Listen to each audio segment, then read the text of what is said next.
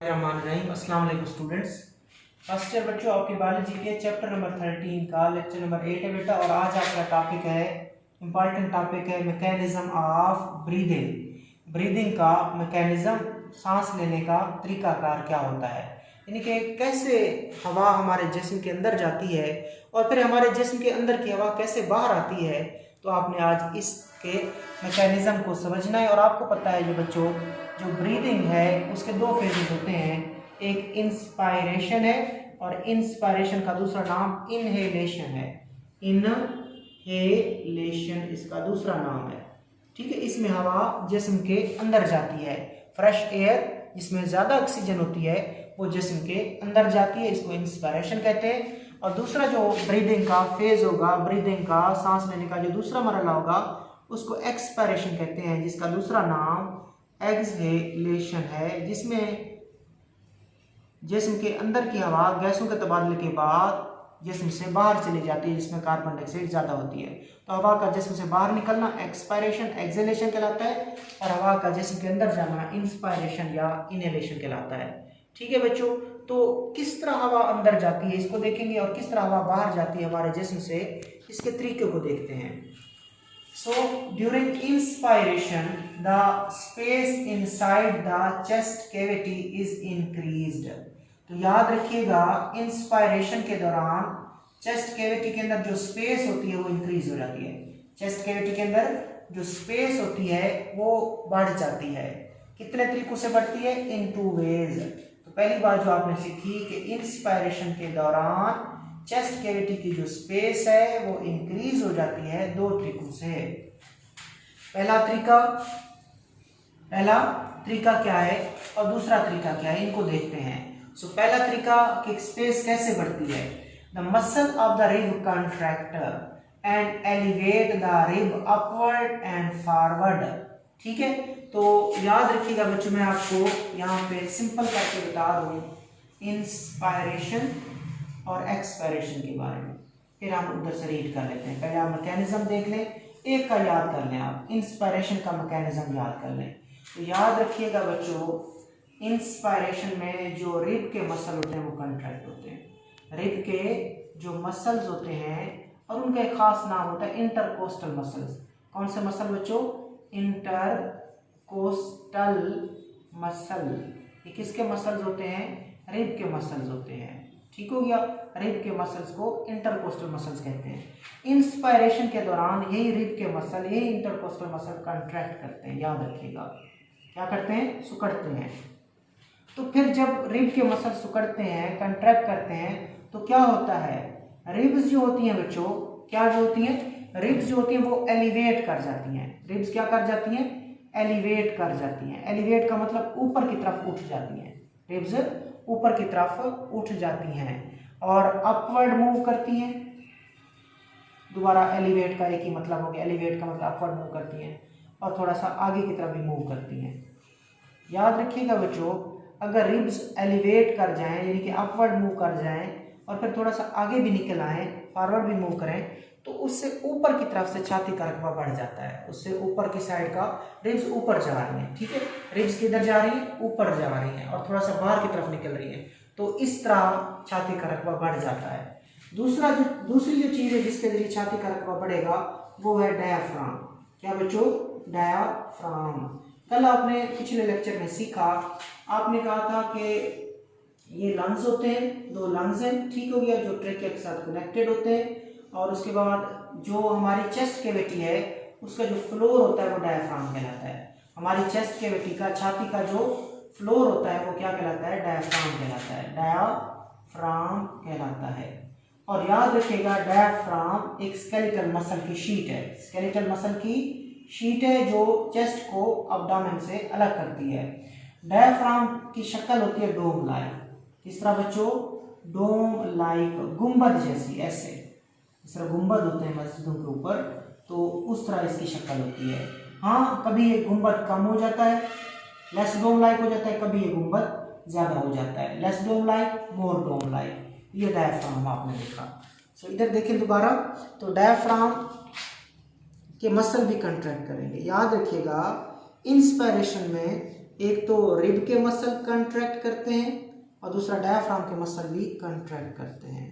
और याद रखिएगा डायफ्राम है कैसा, डायफ्राम डोम लाइक होता है। किस तरह का होता है बच्चों, डोम लाइक होता है, गुंबद की तरह का होता है, ऐसे होता है। और जब इसके मसल कंट्रैक्ट करते हैं, यहाँ पे अभी उसके मसल क्या थे, रिलैक्स थे।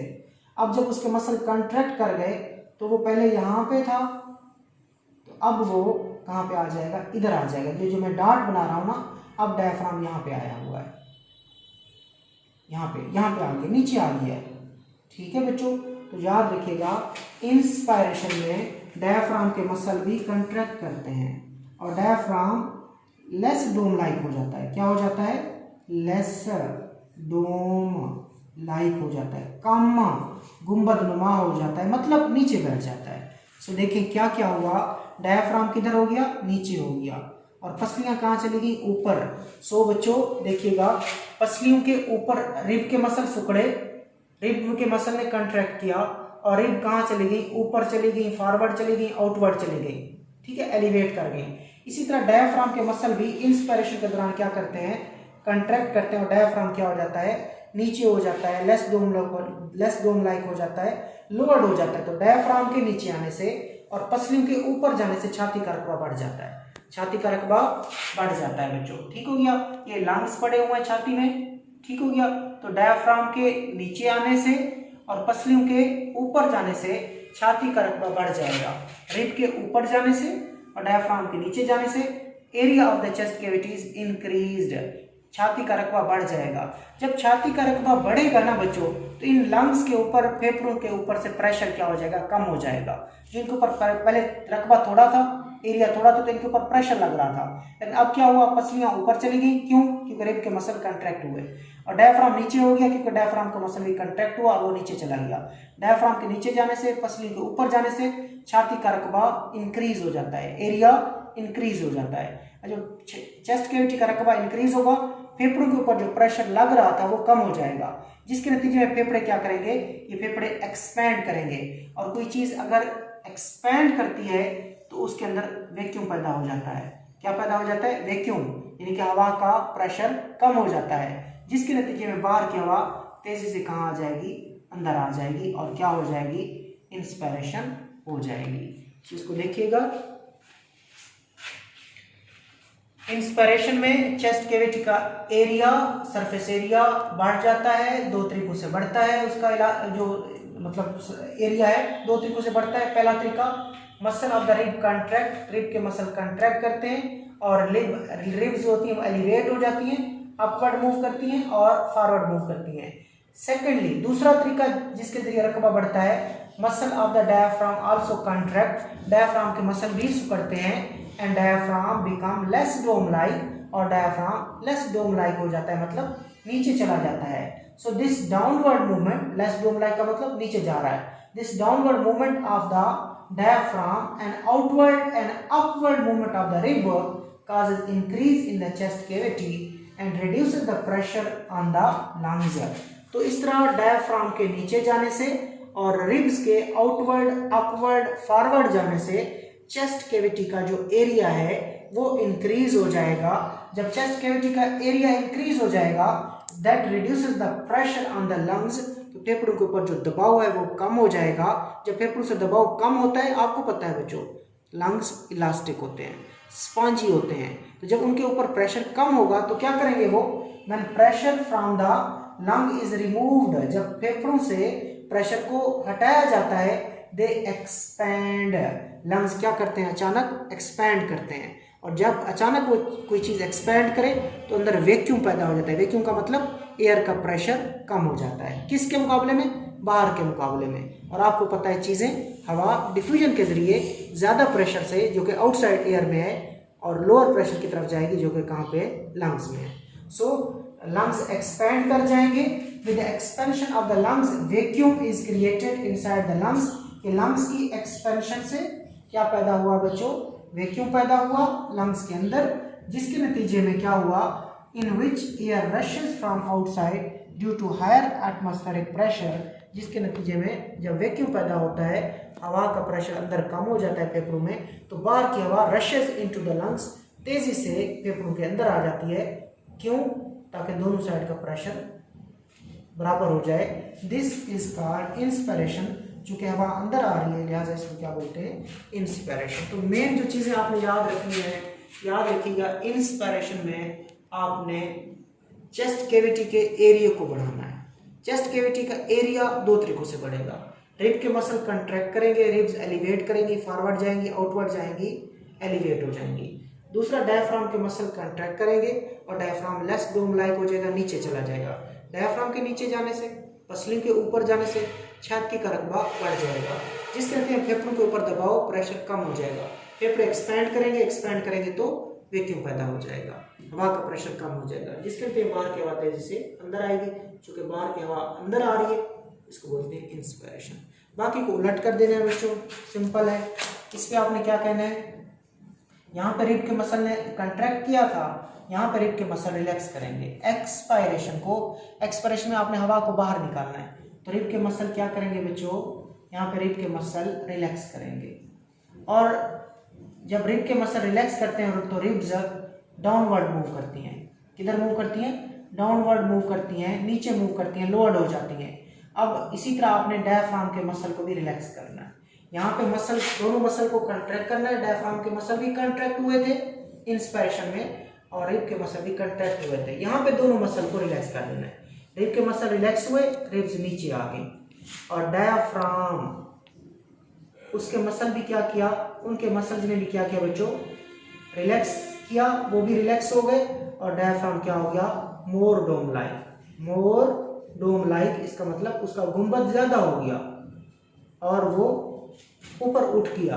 तो डायफ्राम के ऊपर उठने से और पसलियों के नीचे आने से, रिब्स के नीचे आने से, डायफ्राम के ऊपर उठने से छाती का रकबा कम हो जाता है, जिसकी वजह से जो फेफड़े होते हैं उनके ऊपर दबाव बढ़ जाता है। फेफड़ों के ऊपर दबाव बढ़ जाता है, प्रेशर बढ़ जाता है, जिसके नतीजे में वो सिकुड़ते हैं और उनके अंदर की हवा कहाँ चली जाती है, बाहर चली जाती है। तो अंदर की हवा बाहर जा रही है, दिस इज कॉल्ड एक्सपायरेशन। देखिए बच्चों, एक्सपायरेशन दूसरा नाम एक्सहेलेशन है। During expiration the muscle of the rib are relaxed. सबसे पहले आपने मसल ऑफ रिब को क्या करना है, रिलैक्स करना है। And the ribs move downward, और रिब्स नीचे आ जाएंगी। जब रिब के मसल रिलैक्स करते हैं तो रिब्स नीचे आ जाती हैं और थोड़ा अंदर की तरफ भी जाती हैं। जब रिब के मसल ने कंट्रैक्ट किया था तो रिब्स ऊपर गई थी, आउटवर्ड गई थी और फॉरवर्ड गई थी। लेकिन जब रिब के मसल रिलैक्स करेंगे तो रिब्स एक तो डाउनवर्ड आती हैं और एक इनवर्ड आती हैं। In this way from the side of the chest cavity the space become less. इस तरह साइडों से भी रकबा कम हो जाता है। ठीक है बच्चों, जब पसलियाँ नीचे आए, अंदर की तरफ जाएं तो साइड से रकबा, सरफेस जो एरिया है वो कम हो जाता है। At the same time the muscle of the diaphragm also relax. तो इसी दौरान जो डायफ्राम के मसल होते हैं वो भी क्या करते हैं, रिलैक्स करते हैं। याद रखिएगा, एक्सपायरेशन में रिब के मसल को भी रिलैक्स करना है और डायफ्राम के मसल को भी रिलैक्स करना है। Becoming more dome like and chest cavity is also reduce from the floor. जब डायफ्राम क्या होगा, ज्यादा डोम लाइक होगा, जब डायफ्राम ऊपर जाएगा, ज्यादा डोम लाइक होगा, तो नीचे वाले फ्लोर से भी रकबा कम हो जाएगा। रिब के नीचे आने से साइड्स पे रकबा कम हुआ, एरिया कम हुआ, और डायफ्राम के मोर डोम लाइक होने से, ऊपर जाने से, नीचे से भी, फ्लोर से भी रकबा कम हो गया। This reduction in space of the chest cavity exert pressure on the lungs. चूंकि पसलियां नीचे आई, डायफ्राम ऊपर हुआ, तो रिब्स के नीचे आने से, डायफ्राम के ऊपर जाने से चेस्ट कैविटी का एरिया डिक्रीज हो गया, चेस्ट कैविटी का एरिया कम हो गया, जिसके नतीजे में जो प्रेशर है लंग्स के ऊपर वो ज्यादा हो जाएगा, जिसके नतीजे में लंग्स क्या करेंगे, कंट्रैक्ट करेंगे और उनके अंदर की हवा बाहर चली जाएगी। So when lungs are pressed the air inside the lungs moves out of the lungs. जब लंग्स को प्रेस किया जाता है तो उनके जो अंदर की हवा है वो बाहर चली जाती है, and this is called expiration, also called exhalation. ये बच्चों आपका इंपॉर्टेंट टॉपिक था आज, mechanism of breathing, mechanism of inspiration, then mechanism of expiration. अल्लाह हाफिज़।